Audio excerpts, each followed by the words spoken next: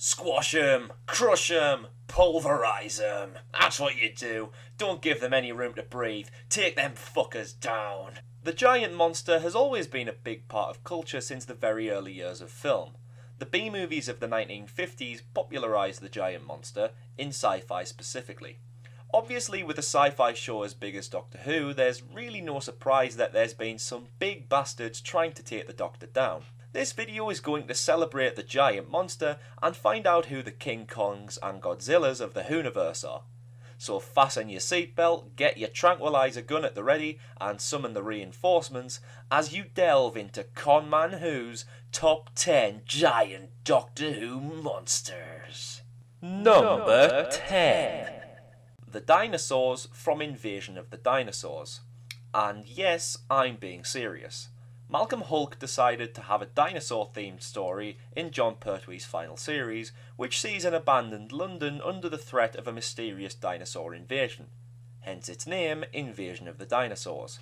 The twist that happens a couple of episodes in, and the reasons behind why the dinosaurs are in London in the first place, do weaken the story though. It starts really strongly with some great atmosphere in episode 1, but it gets progressively worse. It's not a bad story at all, but it is overshadowed by being sandwiched between two very, very good stories. Anyway, the Beeb needed some dinosaurs, so they gave a small special effects company a chance to shine. And they shined as well as a blackboard locked in a safe at the bottom of Mariana's Trench.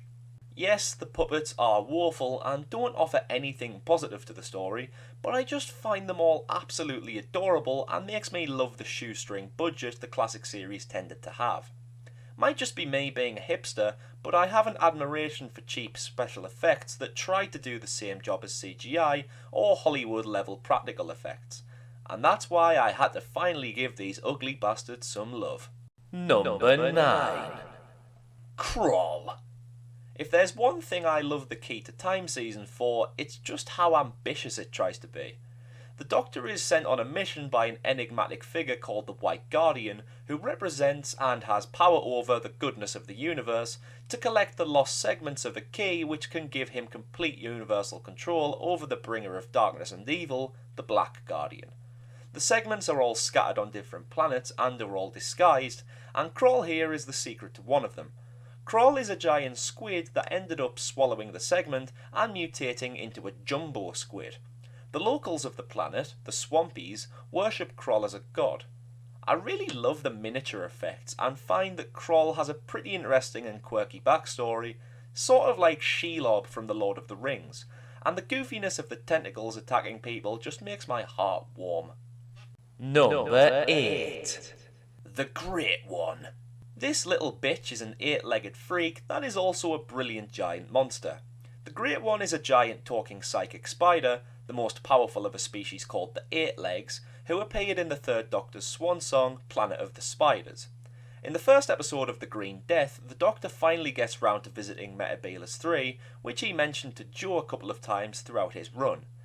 He stole one of the famous blue Metebelis crystals, which are known for their psychic properties, but unknowingly the Great One needed that crystal to become the ruler of the universe. She sends her minions to Earth to retrieve the crystal and ends up blowing up her brain trying to open her mind to the power of infinite knowledge.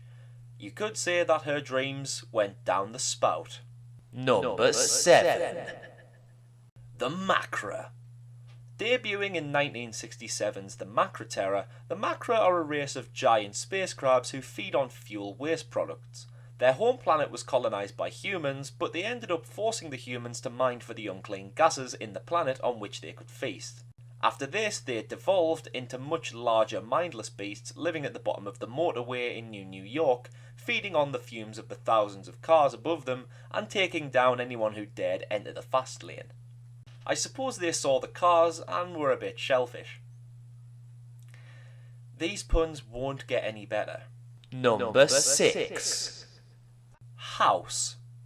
On broadcast, I hated The Doctor's Wife. On subsequent watches, I got lukewarm on it, and now I really like it.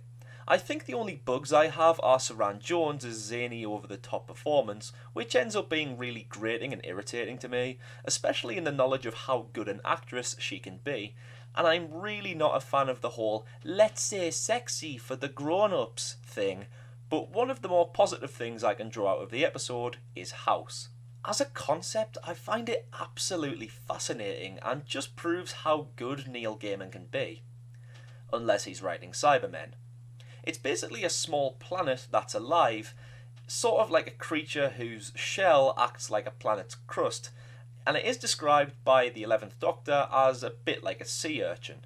House feeds on Artron energy, which can be found in TARDISes, so over the years House has lured unsuspecting Time Lords to its surface and devoured their TARDISes, which ends up creating a TARDIS junkyard.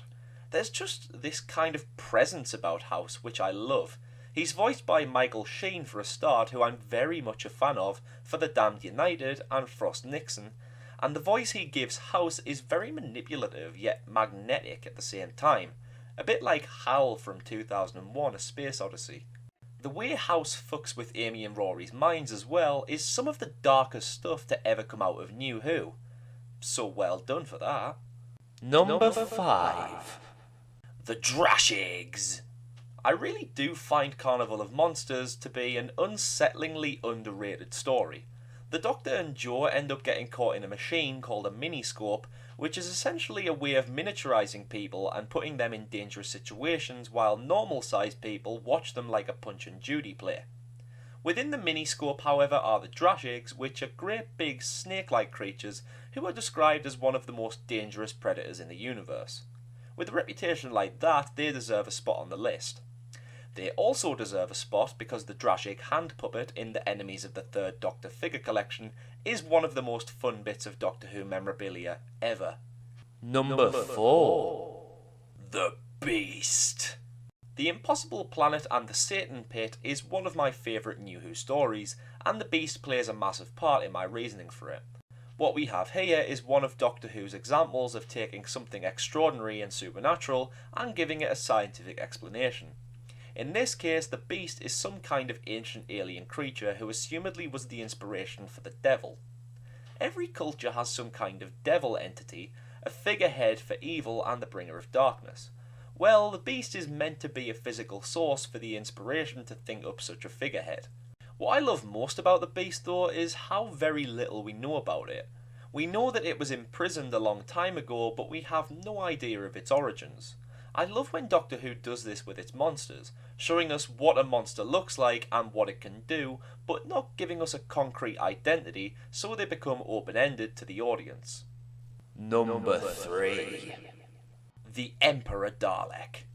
The Daleks have had many variants over the years. The Supremes, the Imperial Guards, the Time Controller, the M&Ms, and of course the Emperor Dalek. I really wish the evil of the Daleks didn't suffer from the annoyances of what I'll call the dumping period, and there's very little footage of the original Emperor left, but I just find it fucking badass. I do really like the Parting of the Ways Emperor as well, with its booming voice and much larger structure. You wouldn't want to bump into a Dalek, but you really wouldn't want to bump into a giant one. Number 2. K1, aka the Kettlewell Robot. The Fourth Doctor's introductory story sees him tackle with this tinny foe. Professor Kettlewell builds a self-supporting conscious robot for good, but it ends up falling into the hands of a corrupt organisation hell-bent on using K1 to kickstart a nuclear war. There's glaring similarities with King Kong here, a massive misunderstood creature who finds emotional affection for the only woman who sees any good in it, which actually gives K1 some emotional depth and even the bare bones of an actual character. And finally, Number 1. The Crinoid. I'm basically gonna give the game away and say that The Seeds of Doom is my favourite Doctor Who story of all time, but I'll not get too much into it because I want to save a review for another video at some point. One of the main reasons I love the story so much though is the Crinoid. No, it's not the most original monster, and it is basically Doctor Who does Day of the Triffids, but I can't help but love the way the Crinoids work. Crinoids start as seed pods which travel in pairs, and when the pods hatch, they grow and consume. They're carnivorous, as described in this brilliant quote. Well, on most planets, the animals eat the vegetation. On planets where the crinoid gets established, the vegetation eats the animals. The pods in the Seeds of Doom landed in the Antarctic and were found by a research team before a crazy plant enthusiast called Harrison Chase learned of the existence of the pods and wanted them for his collection. The progression of the crinoid from the pod to the enormous bulk of vines by the end of the story always gets me. It's like you progressively see the crinoid grow and get stronger, until it ends up being big enough to dwarf a country mansion. As I said, I'm keeping a full Seeds of Doom review in my sock drawer for another day, but as for now, I present my favourite giant Doctor Who monster ever, the crinoid. Oh, yeah, P.S. They had a Big Finish story which wasn't particularly great, but let's just let that slide between me and you, yeah?